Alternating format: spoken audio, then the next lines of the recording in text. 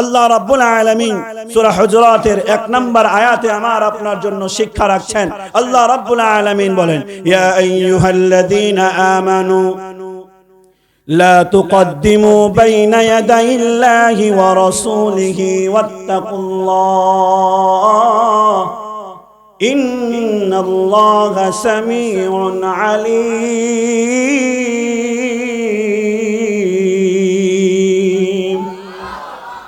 আল্লাহ রাব্বুল আলামিন ডাক দিয়ে বলেন, ইয়া আইয়ুহাল্লাযীনা আমানু, হে ঈমানদারেরা। কাদেরকে ডাক দিয়েছে? আওয়াজ দিয়ে শুনতে চাই, কাদেরকে ডাক দিয়েছে?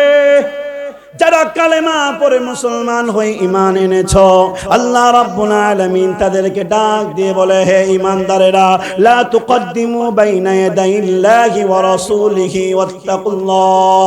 আল্লাহ রাব্বুল আলামিন বলে, হে ঈমানদার বান্দারা, তোমরা যারা ঈমান এনেছো, ঈমান আনার পরে তোমাদের কর্ম যেন এমন না হয়ে যায়। তোমরা সদা সর্বদা খেয়াল রাখবে, তোমাদের কর্ম, তোমাদের কাজ, তোমাদের আমলনামা যেন এমন না হয়ে যায়, তোমাদের কথা যেন এমন না হয়ে যায় যে আল্লাহ এবং তার রাসূলের আগ বাড়িয়ে তোমরা কোনো কাজ করবে না। বলেছেন কে? আল্লাহ রাব্বুল আলামিন বলে যে তোমরা আল্লাহ এবং তার রাসূলের বিধান যতটুকু পালন করবে ততটুকু। বলেছেন কে?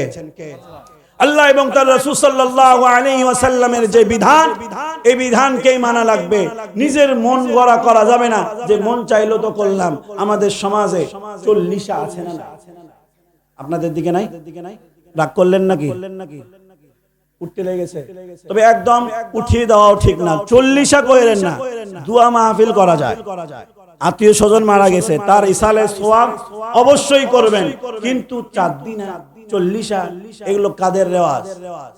হিন্দু ধর্ম অবলম্বী ভাই যারা রয়েছে তাদেরকে জিজ্ঞেস করবেন, তাদেরকেও মৃত্যুবরণ করলে তারা এরকম করে, কিছু একটা আয়োজন তারাও করে দিন হিসাবে। আমরা মুসলমানেরাও এরকম হয়ে গেছি, 40 দিনের দিনই করা লাগবে। এখন বৃহস্পতিবারের দিন ডেট পড়েছে বা শনিবারের দিন ডেট পড়েছে, হুজুর যাবে বাড়ি, বলে না ছুটি নাই, আর মিলাদ পড়িয়ে তারপরে যাবে। আছে না নাই? আপনাদের এখানে নাই মনে হয়, আলহামদুলিল্লাহ। তবে অন্যান্য জায়গায় আছে। আল্লাহ এবং তার রাসূল সাল্লাল্লাহু আলাইহি ওয়াসাল্লামের বিধান যেই জায়গায় যতটুকু পালন করতে হবে ততটুকু। বলেছেন কে? আল্লাহ রাব্বুল আলামিন এই জায়গায় আরেকটি বিষয় স্পষ্ট করেছেন।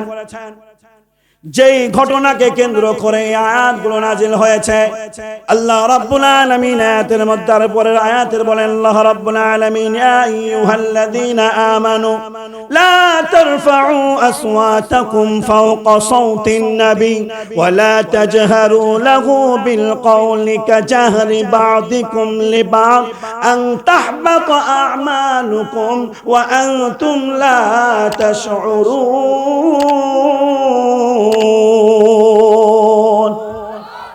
আল্লাহ রাব্বুল আলামিন আয়াতের মধ্যে বলে, হে ঈমানদারেরা, এতটুকু স্মরণ রাখবে, আল্লাহ এবং তার রাসূল যা করেছে তার থেকে আগ বাড়িয়ে যাবে না। আবার স্মরণ রাখবে, তোমার কণ্ঠস্বর, তোমার আওয়াজ যেন আল্লাহ এবং তার রাসূলের চাইতে উঁচু না হয়ে যায়।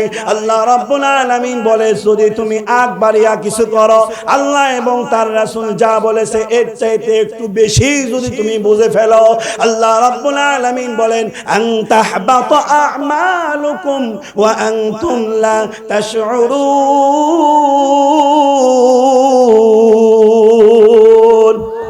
আল্লাহ রাব্বুল আলামিন বলে, যদি নিজেই পাকামি করো, বুঝতে পারছেন তো? নিজেই যদি একটু হিটলারি করো, বুঝতে পারছেন? নিজেই একটু আগ বাড়িয়ে ইসলাম শরীয়ত যতটুকু বলেছে এর চাইতে বেশি যদি করো, আন তাহবাতা আমালুকুম ওয়া আনতুম লা তাশউরুন, তোমার আমলনামা কখন শেষ হয়ে যাবে, তোমার আমলনামা কখন নিঃশেষ হয়ে যাবে তুমি টের পাবে না। বলেছেন কে? আপনার আমার ধরেন যে এক জায়গায় 100 বিঘা জমি আছে। কত বিঘা? গল্প যেহেতু করছি বেশি বলি, সমস্যা কি? কি বলেন? 100 বিঘাওয়ালা কেউ আছেন নাকি? আছে? শিবগঞ্জে আছে 100 ওয়ালা? আল্লাহু আকবার, বলুন না আল্লাহু আকবার। 100 বিঘা জমি এই সময় রূপকথার গল্প। তবে এই নিয়ামত কি বলে নওগাঁ জেলার একটি থানা আছে পোরশা বলে, পোরশার দিকের মানুষের এখনো আছে 100 200 1000 বিঘা জমি আছে তাদের।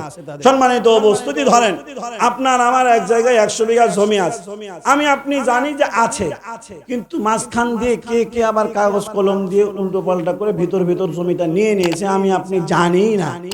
আপনি মারা যাওয়ার পরে আপনার সন্তান যাই দেখছে জমি নাই, তাহলে কপাল থাপড়াবে না? থাপড়াবে না? তারে কি হলো রে, এতদিন জানতাম আছে, কিন্তু আমি আপনি জানি আমার 100 বিঘা জমি আছে, সলিমউদ্দিন জোর করে আমার জমি নিতে যাচ্ছে, আমি আপনি গিয়ে বাধা দেওয়ার চেষ্টা করব না? করব না? করব।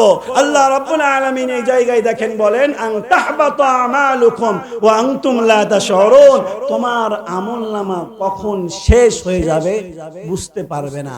আমার আপনার আমলনামা শেষ হয়ে যাচ্ছে বুঝতে পারলে, না হলে তওবা করে আল্লাহর কাছে মাপ চাইলাম, কিন্তু কখন শেষ হয়ে গেছে এটা যদি বুঝতে না পারি, দান করছি, সাদকা করছি, মরার পরে দেখছি শূন্য, আমার আপনার চাইতে কপাল পোড়া আর কেউ আছে?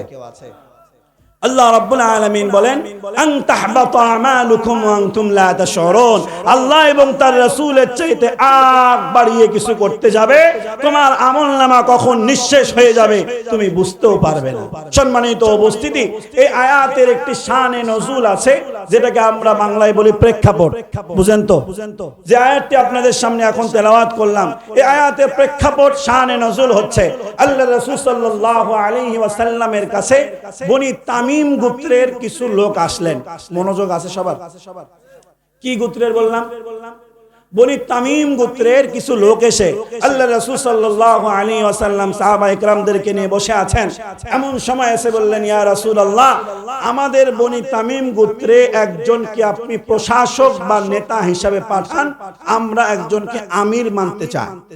আল্লাহ রাসূল সাল্লাল্লাহু আলাইহি ওয়াসাল্লাম সেই জায়গায় সাইয়্যিদিনা আবু বকর এবং ওমর ফারুক রাদিয়াল্লাহু তাআলা আনহু বসেছিলেন। তাদেরকে জিজ্ঞেস করলেন যে তোমরা পরামর্শ দাও, কারে বনি তামিম গোত্রের প্রতিনিধি বা প্রশাসক হিসাবে পাঠানো যায়। সাইয়্যিদিনা আবু বকর রাদিয়াল্লাহু তাআলা আনহু বললেন, কাব বিন মাবাদকে ওই তামিম গোত্রের প্রতিনিধি বানানো যায়। সাইয়্যিদিনা ওমর ফারুক রাদিয়াল্লাহু তাআলা আনহু বললেন, আকরাম বিন হাবিসকে ওই তামিম গোত্রের প্রতিনিধি হিসাবে পাঠানো যায়। দুইজনের নাম নেয়ার পরে সাইয়্যিদিনা আবু বকর রাদিয়াল্লাহু তাআলা আনহু যার নাম নিয়েছে, আবাদের নাম নিয়েছে। আবু বকর রাদিয়াল্লাহু তাআলা আনহু আবাদ শ্রেষ্ঠ এইটা বোঝানোর জন্য তার দিক থেকে যুক্তি দিচ্ছে যে এই শ্রেষ্ঠ। ওমর ফারুক রাদিয়াল্লাহু তাআলা আনহু তার দিক থেকে হাবিসের ব্যাপারে যুক্তি দিচ্ছে না, হাবিস শ্রেষ্ঠ। যেমন আমরা করেছি নির্বাচনের সময়, করেছি না করিনি? উঠাউঠি শুরু হয়ে গেল, কি গো চলে যাচ্ছেন কেন? আসবেন না? আসবেন না? আসবেন না? 100 টাকা দিয়ে যান, জরিমানা নিব না গো? বসেন, আপনারা বিরক্ত হচ্ছেন নাকি? কোরআনের বাইরে কোনো কথা হবে না। কোরআন শোনার জন্য এসেছি নাকি লাইলি মজনুর গল্প শোনার জন্য এসেছি? কোরআন শোনার জন্য আসি নাই। আমাদের চাঁপাইনবাবগঞ্জের মানুষ তো এতটুকু স্পষ্ট আমরা করেছি, যতদিন বাঁচব ইসলামের পক্ষেই থাকব, জীবন যেতে পারে ইসলাম ঈমান আমরা দিতে পারবো না। কথা বলেন ঠিক কিনা? অনেকে এই জন্য আমাদেরকে আবার রাজাকারও বলে দিচ্ছে। কথা বলেন ঠিক কিনা? গায়ে মাখিয়ে না বললাম আর কি, ঘুম না আসে, এই কথাটা বলা মাত্রই ওদিক থেকে মনে লাইট জ্বলে উঠলো। কি বলেন তো, দাঁত দেখতে পাওয়া গেল, মানে খুশি। কি বলেন? মাঝে মধ্যে একটু ঝাল মশলা দেওয়া লাগে, কেউ আবার রাগ টাগ করেন না। সম্মানিত উপস্থিতি, তো আমরা যেমন নির্বাচনের সময় চেষ্টা করছিলাম যে আমার নেতাই শ্রেষ্ঠ, আমরা ক্ষমতায় গেলে এই দিব সেই দিব, বাড়ি দিব, বিয়া দিব, শাদী দিব, বলেছি না বলি নাই? ওই ক্ষমতা পেলে এই করবে সেই করবে, আমার নেতা অমুক, তোমার নেতা এমুক, এরকম করেছি না করি নাই? সেই জায়গা থেকে সাইয়্যিদিনা আবু বকর রাদিয়াল্লাহু তাআলা আনহু, ওমর ফারুক রাদিয়াল্লাহু তাআলা আনহু দুইজনের নাম নিয়েছে। দুইজনের শ্রেষ্ঠত্ব বর্ণনা করছে। করতে করতে উনাদের কণ্ঠস্বরটা আল্লাহর রাসূলের চাইতে একটু বেশি হয়ে গেছে। আল্লাহ রাব্বুল আলামিন সঙ্গে সঙ্গে কোরআনুল কারীমের আয়াত নাযিল করেছেন, ইয়া আইয়ুহাল্লাযীনা আমানু لا ترفعوا أصواتكم فوق صوت النبي ولا تجهروا له بالقول كجهر بعضكم لبعض أن تحبط أعمالكم وأنتم لا تشعرون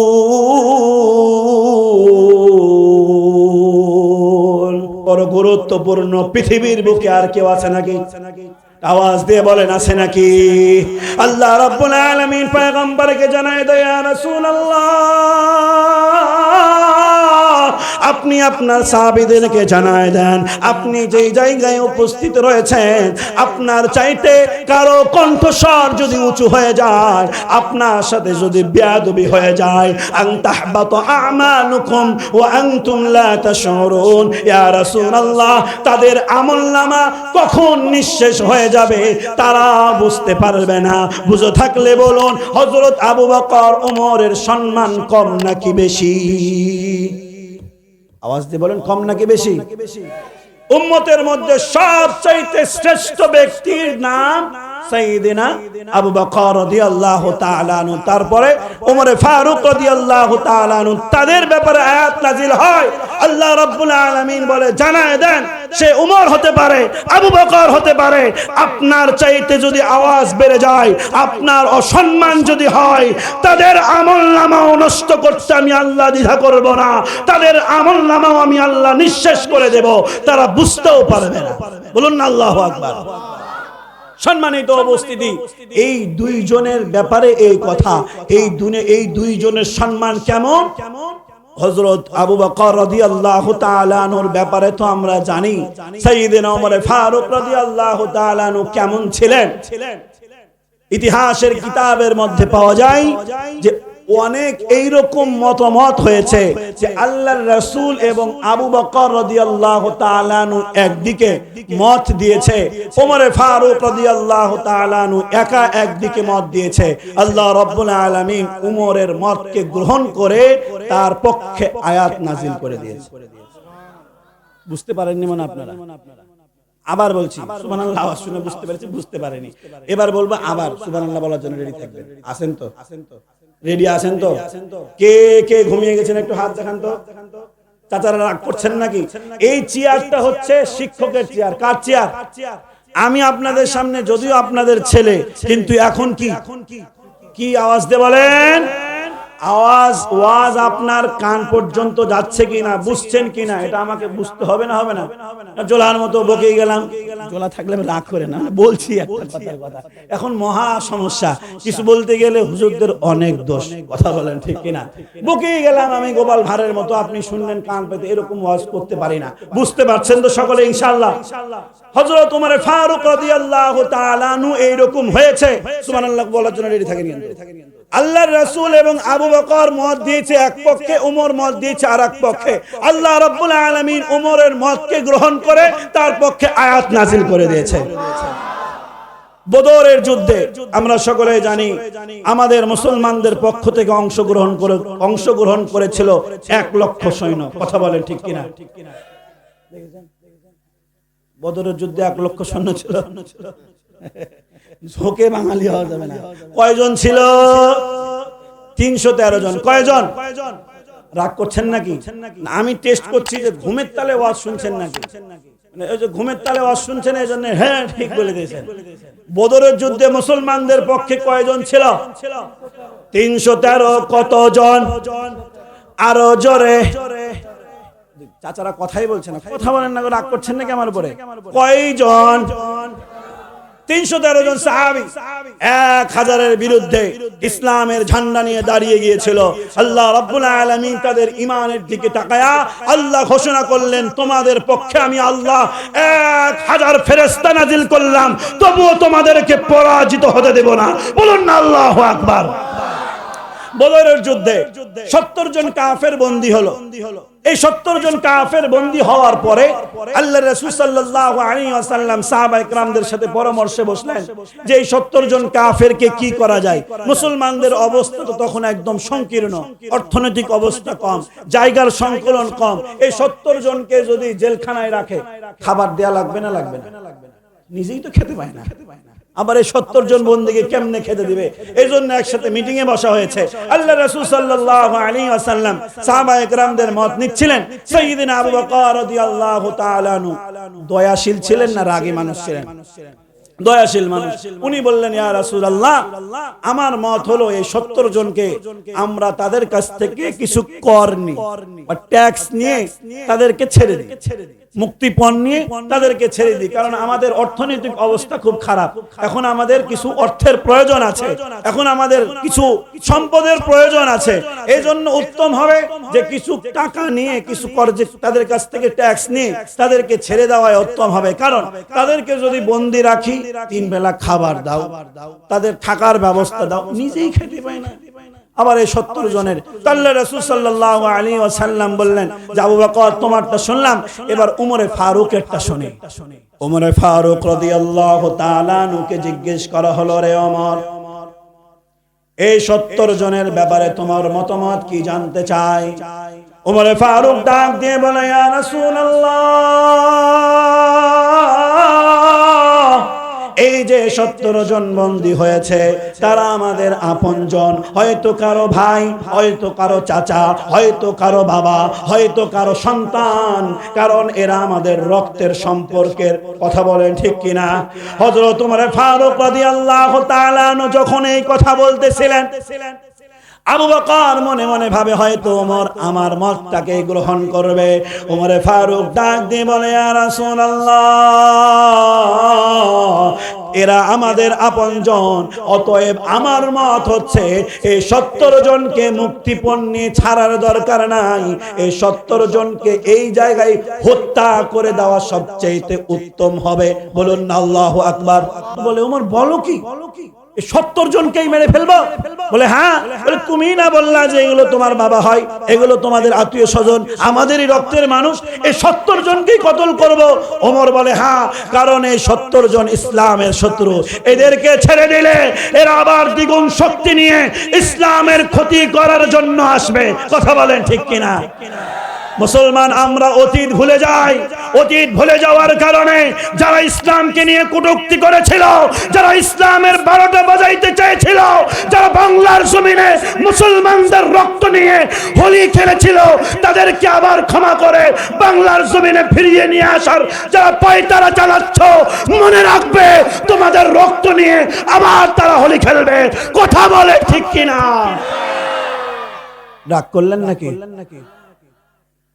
কি হচ্ছে দেখেন, ডাকটা করছেন নাকি? এবার সম্মানিত উপস্থিতি, কিছু ভুল বলেছি? ওমরে ফারুক বললেন, দরকার নাই, এই 70 জনকে এই জায়গাতেই কতল করো।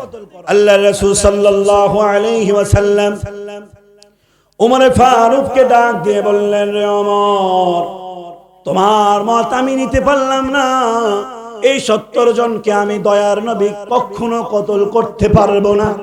কারণ রে ওমর, আল্লাহ রাব্বুল আলামিন আমারে দুনিয়ায় পাঠিয়েছেন, ওয়া মা আরসালনাকা ইল্লা রাহমাতাল লিল আলামিন। আল্লাহ রাসূল ডাক দিয়ে বলেন, ওমর, আল্লাহ রাব্বুল আলামিন দয়ার নবী হিসাবে আমারে দুনিয়ায় পাঠিয়েছে, আমি এই 70 জনকে কতল করতে পারবো না। রে ওমর, আমি আবু বকরের মতকে গ্রহণ করলাম। আমি আবু বকরের মতকে গ্রহণ করে এই 70 জনের কাছ থেকে মুক্তিপণ নিয়ে আমি রাসূল তাদেরকে মুক্ত করে দিলাম।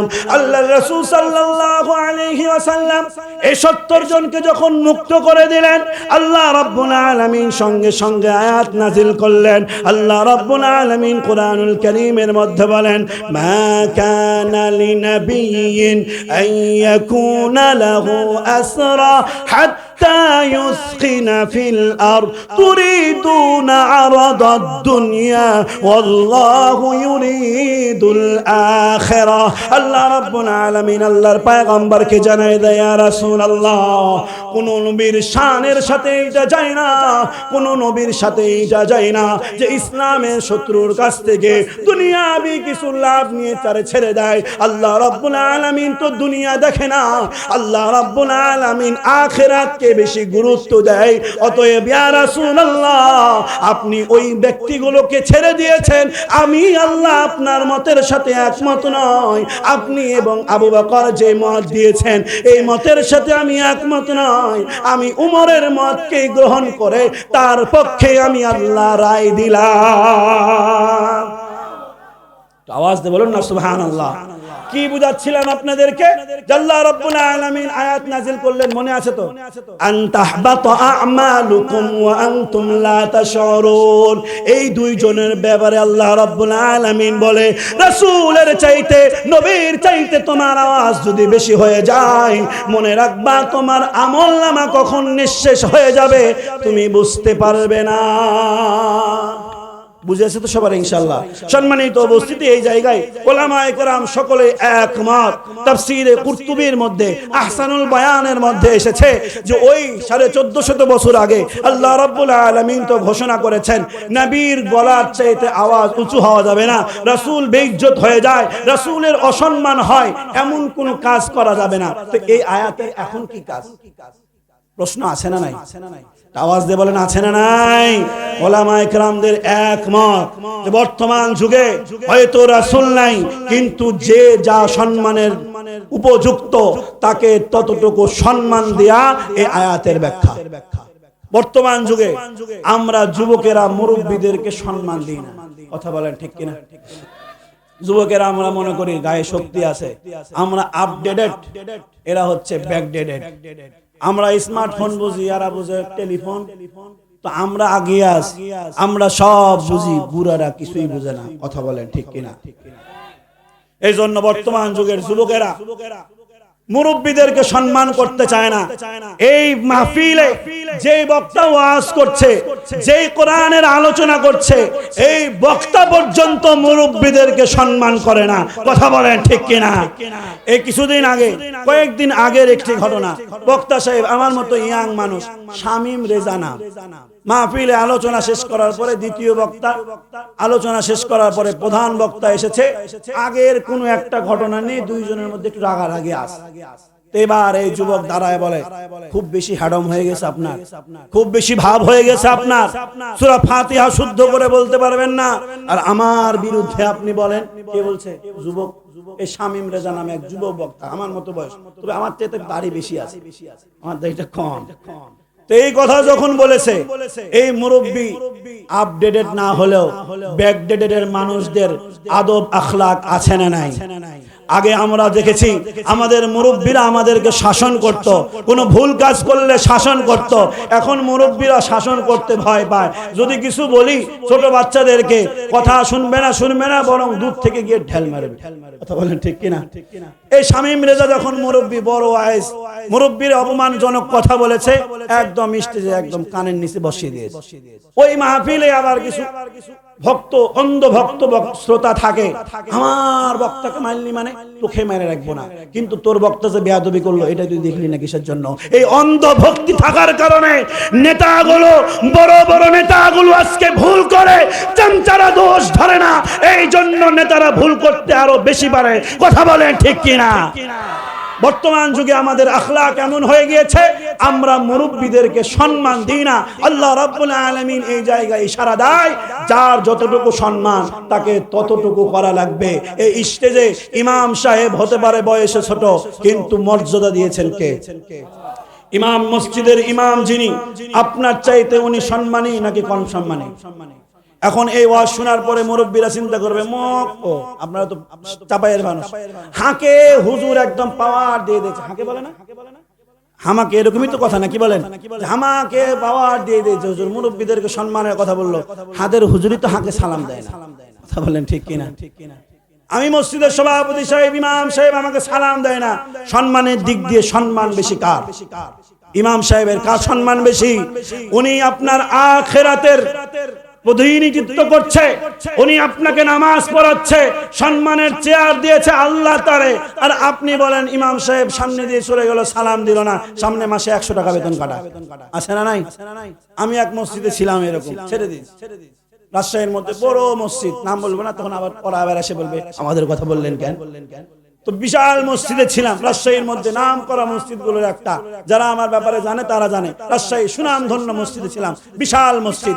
এই মসজিদের সভাপতি একদিন নাকি ওষুধের দোকানে আসে, আমি সামনে দিয়ে চলে গেছি, এবার নামাজের পরে বিচার বসেছে আমাকে নিয়ে, যে ইমাম সাহেব, আমাদের সভাপতি সাহেব ওষুধের দোকানে দাঁড়ায়ছিল, আপনি এসেছেন, সালাম দেননি কেন? সভাপতি সাহেব বলছিল তোদের ইমাম আমার সামনে দিয়ে চলে গেল, আমাকে সালাম দিল না। আমিও টেরা মানুষ, কারণ চাপাই নবাবগঞ্জের রক্ত আমার গায়ে আছে, কথা বলেন ঠিক কিনা? উচিত কথা বলবো, রাগ করলে কর, আর যাই করবি কর। আমি বললাম সভাপতি সাহেব যদি এই কথা বলে রাখে যে তোদের ইমাম সাহেব সামনে দিয়ে গেল, সালাম দিল না, তাহলে সভাপতি সাহেবের একদিনও নামাজ হয়নি, কারণ সে তো আমাকে ইমামই মানে না, কথা বলেন ঠিক কিনা? বেটা তুমি আমার ইমাম মানো না, আমার পিছনে নামাজ পড়ো, তোমার নামাজই হবে না। মাসালা শুনে রাখেন, শরীয় কোন আইন ছাড়া, শরীয় কোন বিধান ছাড়া এমনিতে আপনার হুজুরকে ভালো লাগে না, ওই হুজুরের পিছনে আপনার নামাজ হবে না। বুঝতে পেরেছেন তো? এমনিতে আপনার ভালো লাগে না কেন? হুজুর, আমি যে দল করি এই দলের পক্ষে কথা বলে না, অন্য দল করে ওই পক্ষে কথা বলে, এজন্য আমি হুজুরকে পছন্দ করি না। এরকম আছে না নাই? আওয়াজ বুঝতে পারলাম না, আছে না নাই? আমি যেই ব্যক্তিকে পছন্দ করি না, আমার ওই দুশ্মন, ওর সাথে বের হুজুরের ভালো সম্পর্ক, এজন্য হুজুরকে পছন্দ করে না। হুজুর সোজা হয়ে হাঁটলেও দোষ, বেঁকা হয়ে হাঁটলেও দোষ, কাশলেও দোষ, হাসলেও দোষ, কথা বলেন ঠিক কিনা? এই জন্য যদি, শুধুমাত্র এই জন্যই যদি বিরোধিতা হয়ে থাকে, মাসআলা মনে রাখবেন, শরঈ কোনো কারণ ছাড়া, শরঈ কারণ বুঝতে পেরেছি যে হুজুর সিগারেট খায়, হুজুর মদ খায়, হুজুর মাগিবাজি করে, রাগ করছেন নাকি? এই সমস্ত কোন কবিরা গুনাহ তার সাথে জড়িত রয়েছে, সে সুদ খায়, কিস্তি তুলে, লোনের ব্যবসা করে, এই সমস্ত কাজের সাথে যদি জড়িত থাকে, এই কারণে যদি আপনি অপছন্দ করেন, ঠিক আছে, এমনিতেই আপনি পছন্দ করেন না, ওই ইমামের পিছনে আপনার নামাজ হবে না। মনে থাকবে তো ইনশাআল্লাহ? সম্মানিত উপস্থিতি, লম্বা করব না, সংক্ষেপে শেষ করব। 12:30 পর্যন্ত চললে কষ্ট হবে আপনাদের। 12:30 বেজে গেছে গো, আর 15 মিনিট থাকতে পারবেন তো ইনশাআল্লাহ? কি বলেন হুজুর? 15 মিনিট কতক্ষণ চলবে? একটার মধ্যে মোনাজাত শেষ, ইনশাআল্লাহ থাকবো তো ইনশাআল্লাহ? সময় দিয়ে দিলাম, এবার তাড়াতাড়ি যাচ্ছি। 1 নাম্বার কি বললাম? যার যেটুকু সম্মান তাকে ততটুকু দেয়া লাগবে। আল্লাহ এবং তার রাসূলের সামনে আগ বাড়িয়ে কিছু করা যাবে না। পারবো তো ইনশাআল্লাহ? আওয়াজ দিয়ে শুনতে চাই, পারবো তো ইনশাআল্লাহ? রব্বুল আলামিন 2 নাম্বার শিক্ষা আমার আপনার জন্য দিয়েছেন কুরআনুল কারীম। আল্লাহ রাব্বুল আলামিন সূরা হুজুরাতের 6 নম্বর আয়াতের মধ্যে বলেন, আল্লাহ রাব্বুল আলামিন বলেন, ইয়া আইয়ুহাল্লাযীনা আমানু ইন জাআকুম ফাসিকুম বিনাবাইন ফাতাবায়ানু আন তুসিবু কওমান বিজাহালাতিন ফাতুসবিহু আলা মা ফাআলতুম নাদিমিন।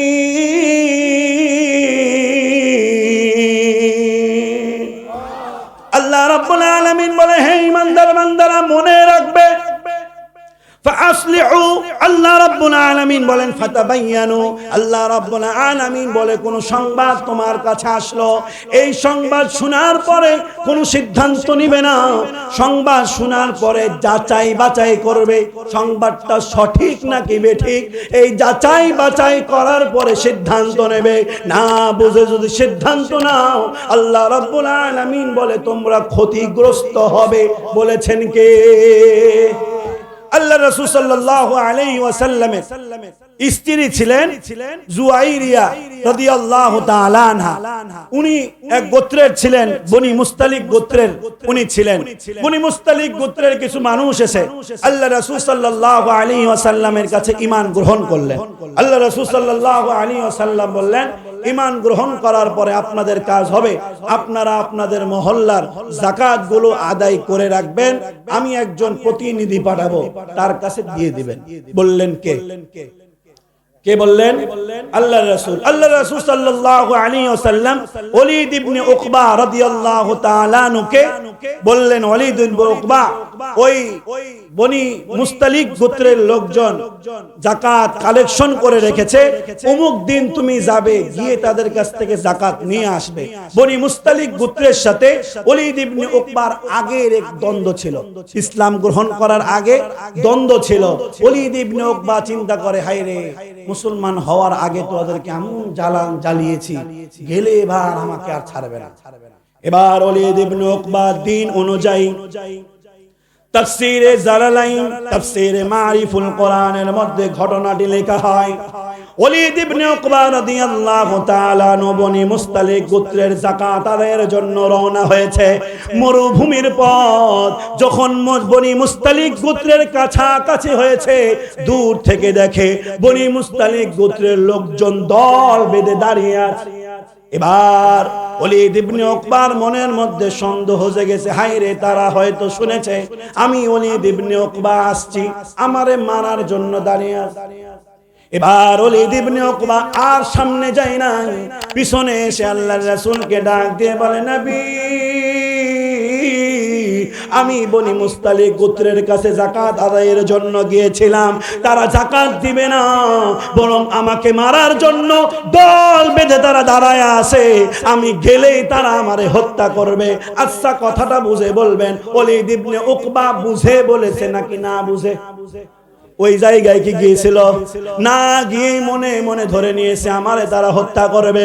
আল্লাহর রাসূল সাল্লাল্লাহু আলাইহি ওয়াসাল্লাম ওলীদ ইবনে উকবার এই সংবাদ শুনে আল্লাহর রাসূল ঘোষণা করলেন, তাহলে তারা যাকাত দিতে অস্বীকার করেছে, তাদের বিরুদ্ধে জিহাদের ঘোষণা, তাদের বিরুদ্ধে যুদ্ধের জন্য এক দলকে প্রস্তুত করলেন।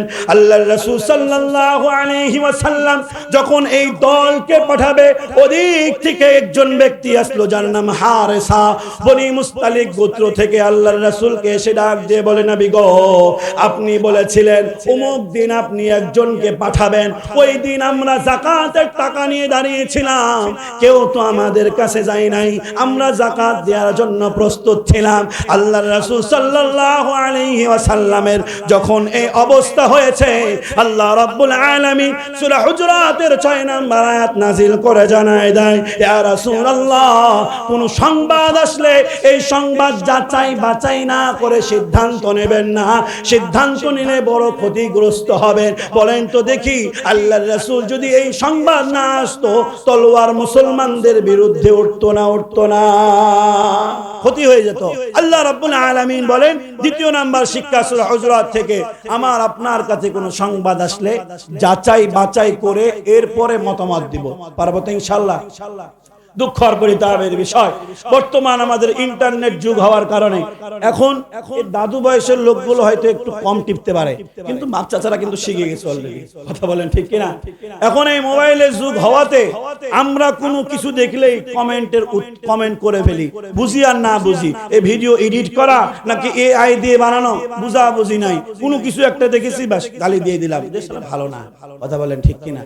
এবং এইরকম ভিডিও আসে, এরকম ছবি আসে, যুবক ভাইরা বেশি এগুলোকে খেয়াল করে যে আম্মা জান ফাতিমার ঘর আমিন লেখা ছাড়া কেউ যাবেন না, গেলে আপনার উমুক হয়ে যাবে, অথবা 100 জনকে শেয়ার করলে আপনার মনের আশা পূরণ হয়ে যাবে। এখন যুবক চিন্তা করে যে আমি জরিনাকে ভালোবাসি, এই 100 জনকে শেয়ার, জরিনাকে পেয়ে যাবে। কথা বলেন ঠিক কিনা? বুঝে না বুঝে এতবার যারা হজে গিয়েছে, আলহামদুলিল্লাহ আপনাদের দোয়াতে আমিও আল্লাহর ঘর ঘুরে এসেছি। মা ফাতেমার ঘর দেখেনি, দেখেছেন গো দাদু? আপনি মনে হয় আপনিও হাজী সাহেব জাননি? সবাই দেখলাম হাজী গো। আল্লাহ যেন কবুল করে, সকলে বলে আমিন। নিয়াত করেছেন তো ইনশাআল্লাহ? নিয়াত করা লাগবে, নিয়াত ছাড়া হবে না। আমার মতো পাগলা ছাগলারে যদি আল্লাহ এই জায়গায় কবুল করে, আপনার তো নুরানি চেহারা। কথা বলেন ঠিক কিনা? আমরা সবাই নিয়াত করি যে জীবনে বেঁচে থাকতে একবার হলেও আল্লাহর ঘর যাব। বলুন আমিন। আমরা জীবনেও দেখলাম না বুঝে মেরে দিল একটা কথা। এই যে কিছুদিন আগে এক জায়গায় ওয়াজ করেছি কিস্তির বিরুদ্ধে, কিস্তির বিরুদ্ধে ওয়াজ করেছি যে কিস্তি নেওয়া যাবে না, তবে পরোক্ষভাবে এটাও বলেছি যে কিস্তি যে নিব না তাহলে অন্য একটা পথ তো থাকা লাগবে। কি বলেন? আমার টাকার প্রয়োজন, তো এক জায়গাতে কিস্তি নিব না, হুজুর মানা করে দিয়েছে, তো কিছু তো একটা করা লাগবে, 20,000 টাকার প্রয়োজন, টাকা তো ব্যবস্থা করা লাগবে। তার মানে কি?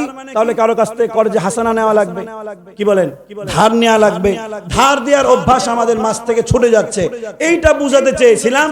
ভিডিও আপলোড হয়েছে, ক্যামেরাম্যানরা এরকম ভাবে ছেড়েছে, এবার ওই ভিডিও প্রায় 1,80,000 মতো মানুষ দেখে ফেলেছে, 1,80,90,000 মানুষ দেখেছে।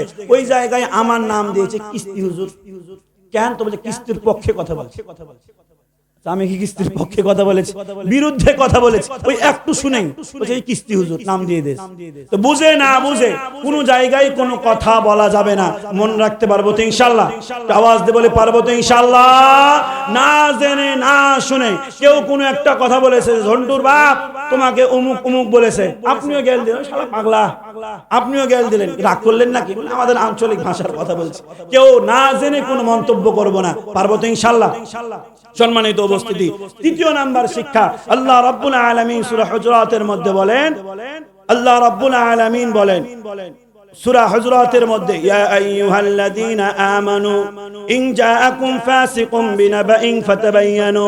আল্লাহ রাব্বুল আলামিন সূরা হুজুরাতের 9 নম্বর আয়াতের মধ্যে বলেন, ওয়া ইন তাইফাতানি মিনাল মুমিনিনা ইকতাতালু ফাআসলিহু বাইনাহুমা বিল আদল। আল্লাহ রাব্বুল আলামিন বলে, হে ঈমানদার বান্দারা, তোমাদের মাঝে কেউ যদি কোনো দল যদি কন্দলে লিপ্ত হয়ে যায়, আল্লাহ রাব্বুল আলামিন বলে কেউ যদি দ্বন্দ্বে লিপ্ত হয়ে যায়, তোমাদের আরেক পক্ষের উচিত তাদের মধ্যে মীমাংসা করে দেওয়া। বলেছেন কে? কেউ ঝগড়া করছে বা কেউ কথা কাটাকাটি করছে, এই জায়গায় যে তাদের সমাধান করে দেওয়া, বাতাস না দেওয়া। কি না দেওয়া? আমাদের বাংলাদেশের একটা প্রবাদ বাক্য আছে, হাত থাকতে মুখে কিসের আছে না নাই? বুঝুক না বুঝুক, কিছুদিন আগে এই তেলের সংকট হওয়ার কারণে বাসে যাচ্ছিলাম, একদম আমার ওই রাজশাহীর কাছাকাছি এক জায়গায় গিয়ে দুইজন মারামারি লেগেছে মোড়ের উপরে, বাসের উপর থেকে, কিছুই জানে না, কিছুই জানে না, উপর থেকে কি দিল? বাতাস দিয়ে দিল, জানেই না কি হয়েছে না হয়েছে, এখন ওই উপর থেকে বাতাস পেয়ে কি লাগছে কি দিয়ে দে। এটা করা যাবে? আওয়াজ দিয়ে বলেন যাবে? আমাদের যতটুকু আমি জানি, এই শিবগঞ্জ এলাকায় এই প্রথম এসেছি, তবে আমি এতটুকু জানি শিবগঞ্জের মানুষের রক্তের গরম বেশি। কথা বলেন ঠিক কিনা? একটু টেরিবেরি করলে মৌলবি তোর পা থাকবে না, নামতে পারবি না স্টেজ থেকে। কথা বলে ঠিক কিনা? এই মাহফিলে স্টেজে ওঠার আগে আবার আম্মাকে ফোন দিয়েছিলাম, দোয়া করিও স্টেজে উঠবো। প্রত্যেকটা মাহফিলে ফোন দিই, কোথায় গেছো বাবা? বলে শিবগঞ্জ কনসার্ট। খুবই সাবধান। হ্যাঁ, সবাই ভয় করে। আমি চাঁপাইনবাবগঞ্জ শহরের, আমি চাঁপাইনবাবগঞ্জ শহরের ছেলে, আমরা ভয় করি। শিবগঞ্জের মানুষ টাকা যাবে না, খবর আছে। কেন? শিবগঞ্জের মানুষের মুখের চাইতে হাত চলে বেশি। বলে ঠিক কিনা? আওয়াজ হয়নি, ঠিক কিনা? হাত চালানো যাবে?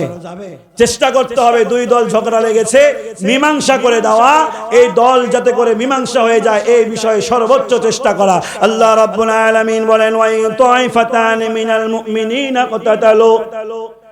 আল্লাহ রাব্বুল আলামিন বলেন, ফাসলিহু বাইনাহুমা ফাইন বাগাত ইহদাহুমা আলাল উখরা ফাকাতিলুল লাতী তাবগী হাত্তা তাফিআ ইলা আমরিল্লাহ। আল্লাহ রাব্বুল আলামিন বলে, দুই দলের মধ্যে মীমাংসার চেষ্টা করবে। একটি দল যদি খুব উগ্র হয়ে যায়, সে মীমাংসায় আসতে চায় না, আল্লাহ রাব্বুল আলামিন বলে যে মীমাংসায় আসতে চায় না তার বিরুদ্ধে তোমরা যারা ঝগড়া করো নাই, তোমরা ওই যে দল মীমাংসা করতে চায় তাদের পক্ষ হয়ে, যেই দল মীমাংসা করতে চায় না তাদের বিরুদ্ধে যুদ্ধের ঘোষণা করো। বলেছেন কে? বিষয়টা বুঝাতে পারিস আপনাদেরকে? ধরেন এই চাচার এই দাদু দুজনে ঝগড়া লেগেছে, এখন আমি চেষ্টা করছি দুজনে মীমাংসা করে দেয়া। দাদুর বয়স হয়ে গেছে, রাগ একটু বেশি, ওই মীমাংসা আসছে না। ওই মানবই না, হুজুর তুই জায়গায় যা, মায়েরে ছাড়বো আজকে। এখন উনি যেহেতু উনি বলছে যে মুরব্বী মানুষ বাদ দেন, মীমাংসায় চলে যায়। উনি যেহেতু মীমাংসায় আসতে যাচ্ছে, দাদু আসতে যাচ্ছে না, আমার উচিত কিনার পক্ষ হয়ে বুঝতে পেরেছেন তো? মীমাংসা আসছিস না কিসের জন্য তুই?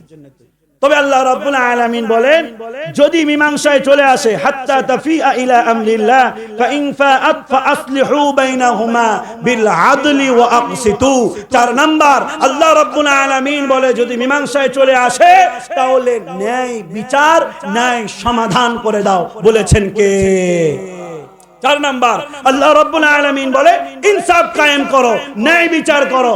আবার এই ইনার টাকা বেশি, এই পক্ষ নিয়ে নিলা, উনার টাকা কম, বয়স হয়ে গেছে, 2 দিন পরে মরে যাবে, 2 দিন পরে মরে যাবে, ওর পক্ষ নিয়ে লাভ নাই, ইনার পক্ষ নিয়ে 2 দিন তাও বাঁচবে, একটু শক্তি বেশি থাকবে, এইটা করা যাবে না, সত্যের পক্ষে থাকা লাগবে। বলেছেন কে?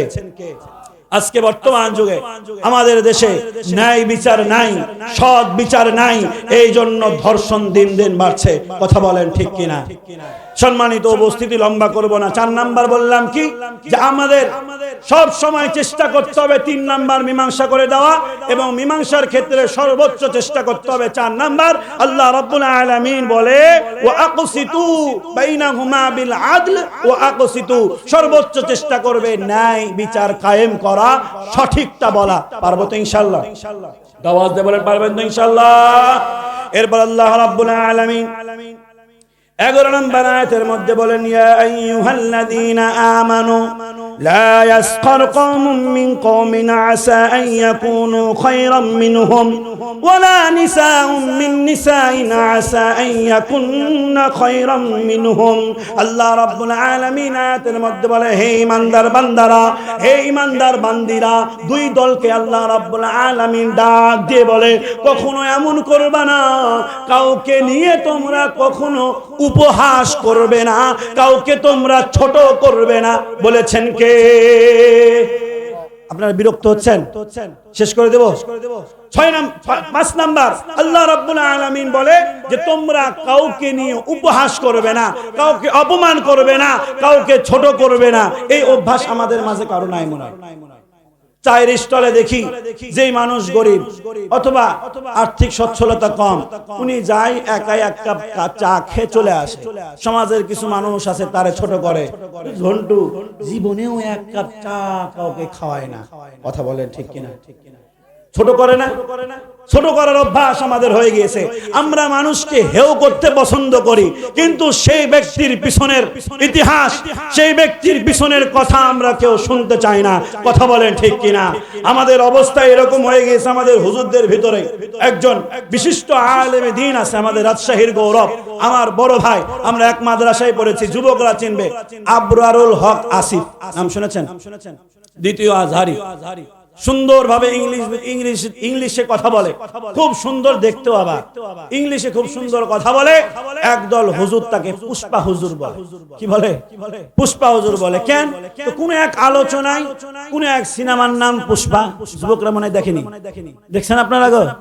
তো এই কোন একটি সিনেমার কথা বলেছে বুঝানোর জন্য, যেমন এখন আমি আলোচনা করার জন্য বিভিন্ন কথা বলছি না, তো এই বোঝানোর জন্য কোন একটা কথা বলেছে, ওই হুজুরের নাম এখন পুষ্পা হুজুর দিয়ে দিয়েছে। উপহাস কি? তো ইনি স্টেজে উপরে দাঁড়ায়া, স্টেজে বৈশা, কোরআনের মাহফিলে বৈশা প্রেম প্রীতির আলোচনা করে, আগে পিছে আর কিছু দেখে না যে উনি কতক্ষণ আলোচনা করেছে, কি বুঝাইতে চেয়েছে, আমরা দেখি না, শুধু উপহাস করি। এই আবরারুল হক আসিফের পিছনের ইতিহাস যদি দেখেন, উনি যেই পরিমাণে কষ্ট করেছে নিজের চোখেই দেখেছি। পর্দা পারে সকালবেলায় যখন হাঁটতে যেতাম, উনাকে দেখতাম কানের মধ্যে হেডফোন লাগায়া একা একা ইংলিশে কথা বলছে আর হাঁটছে।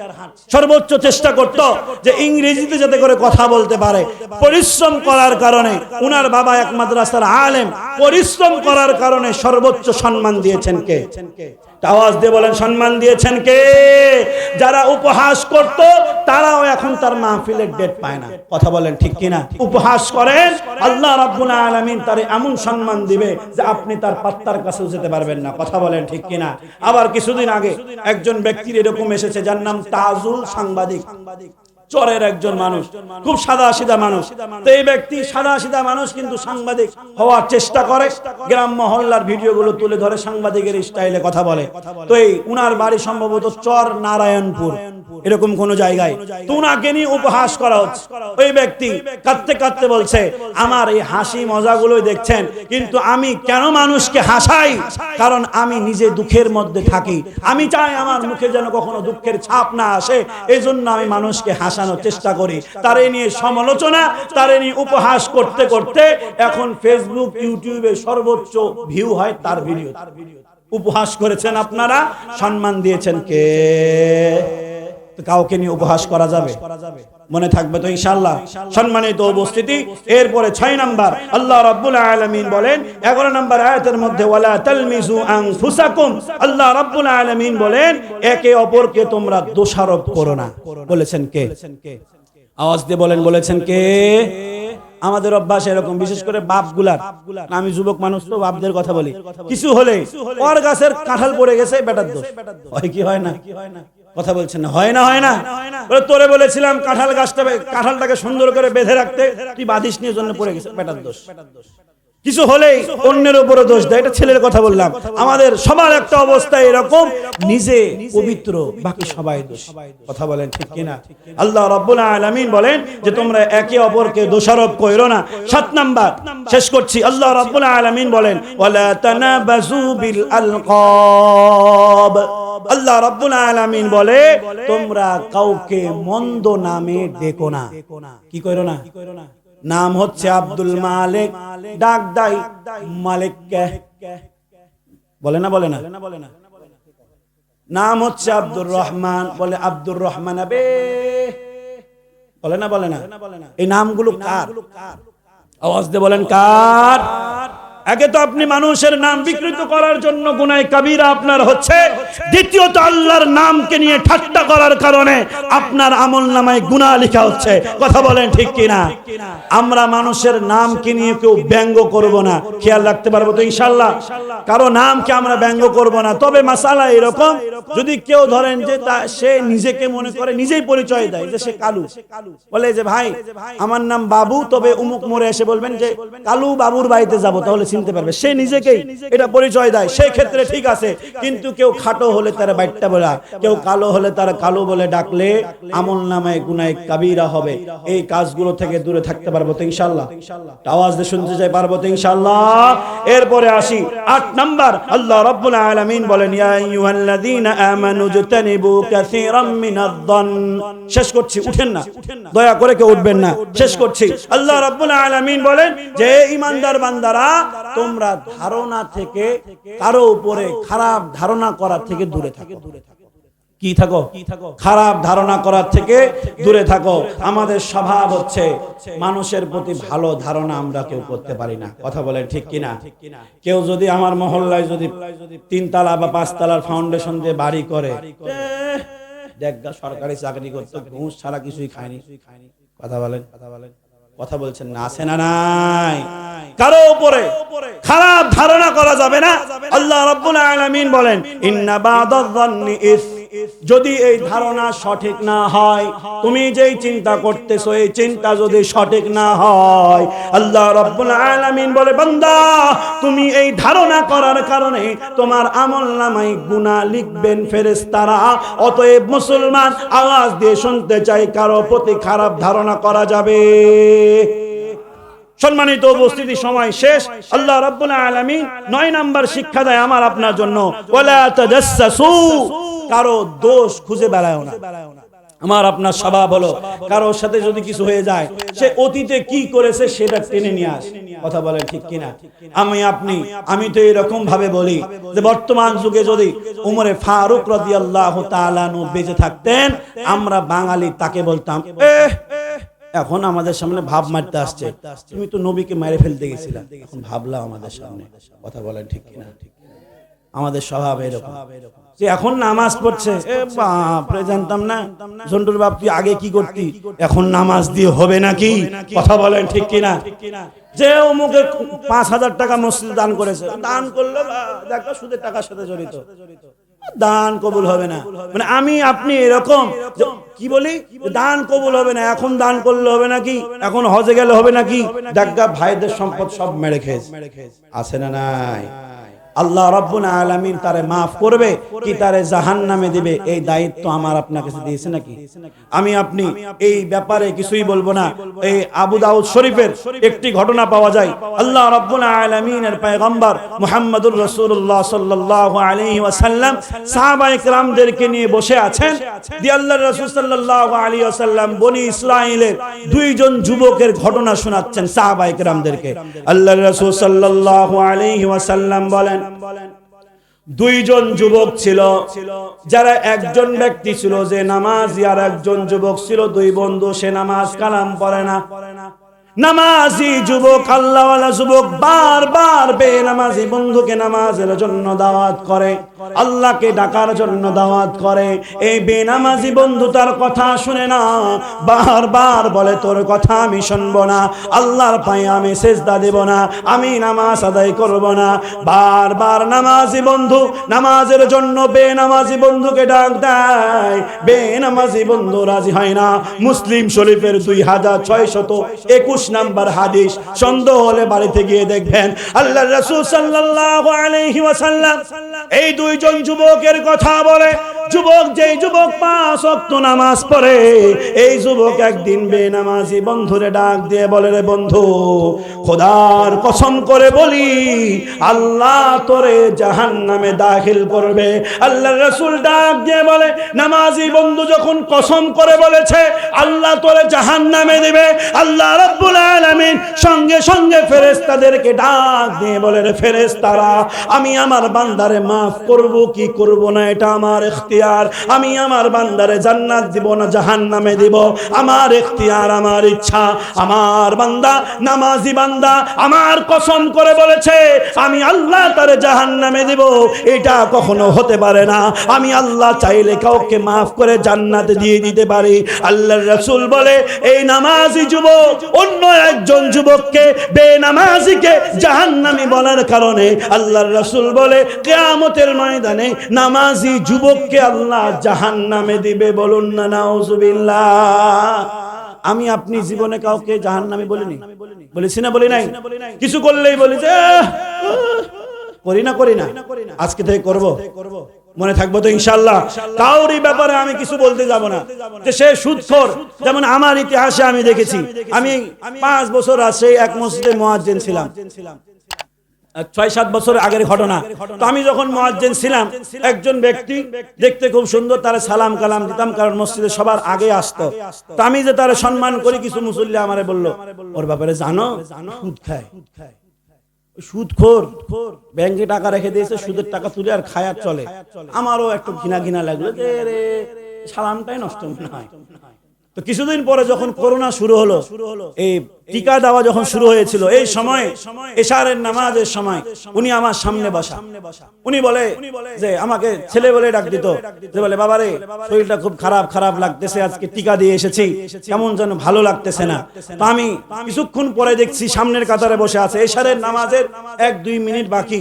এই সময় নামাজের সামনের কাতারে, মানে মুয়াজ্জিন সাহেবের পাশেই উনি বসতেন, আমার পাশেই উনি বসতেন। তো কিছুক্ষণ পরে দেখলাম যে উনি উপর দিকে তাকাচ্ছে। তো আমি আবার বললাম যে, চাচা ফ্যান দিব নাকি, গরম টরম লাগছে নাকি? ইশারা করলো যে না, উপরে তাকাচ্ছে। কিছুক্ষণ পরে দেখছি যে মাথাটা সিজদার মতো নিচে দিয়ে দিল। প্রায় 30 সেকেন্ড মতো দেখছি নিচের দিকে আসছে, আর নিচ থেকে মৃত্যুর আগে যে গড়গড়া একটা শব্দ আসে, মৃত্যুর গড়গড়া, এই আওয়াজ আমি পেয়েছি। সঙ্গে সঙ্গে ওনাকে উঠায়া কোলে যখন নিয়েছি, সুন্দরভাবে চোখ বন্ধ করে আমার কোলেই মারা গেছে। বলুন না আল্লাহু আকবার। তো এই মৃত্যুটা কি খারাপ মৃত্যু বলা যাবে? মসজিদের মধ্যে মারা যাওয়া ভাগ্যের ব্যাপার না? কিন্তু এই লোকটা খেত কি খেত? আমি আপনি এতদিন জাহান্নামী বলে দিয়েছি, মৃত্যু দেখেই তো বোঝা যাচ্ছে যে ইনি জান্নাতি। কথা বলেন ঠিক কিনা? এই ভাগ্যের নামাজের এই মুহূর্তে মসজিদের মধ্যে পবিত্র অবস্থায় ওযু হালতে কোনো কষ্ট নাই, স্বাভাবিকভাবে মৃত্যুবরণ করলো, বোঝাই যাচ্ছে যে ওনার মৃত্যুটা কেমন হয়েছে। কিন্তু যারা আমরা তারে সুদখোর বলে জাহান্নামী বলেছি, আমাদের আমলনামা কি ঠিক আছে? সম্মানিত উপস্থিতি, এই কারো ব্যাপারে এই সমস্ত কথা বলা থেকে দূরে থাকতে পারবো তো ইনশাআল্লাহ। অতীতে কে কি করেছে দেখার বিষয় নাই, কারো দোষ খুঁজতে যাব না, পারবো তো ইনশাআল্লাহ। সম্মানিত উপস্থিতি, 10 নাম্বার যেটা আমাদের সবার জানা, কারো নামে গীবত করলে আল্লাহ রাব্বুল আলামিন প্রতি গীবতে 10টা করে নেকি দান করবে। বলুন সুবহানাল্লাহ। ওয়াজ এতক্ষণ এটাই শুনলাম আমরা, কারো নামে গীবত করা যাবে? আওয়াজ দিয়ে বলেন যাবে। ইমাম আবু হানিফা উনার ব্যাপারে বলা হয় যে উনাকে মানুষ জিজ্ঞেস করে যে হুজুর আপনি কারো গীবত করেন না, কারো শিকায়ত করেন না, এমনটা কেন?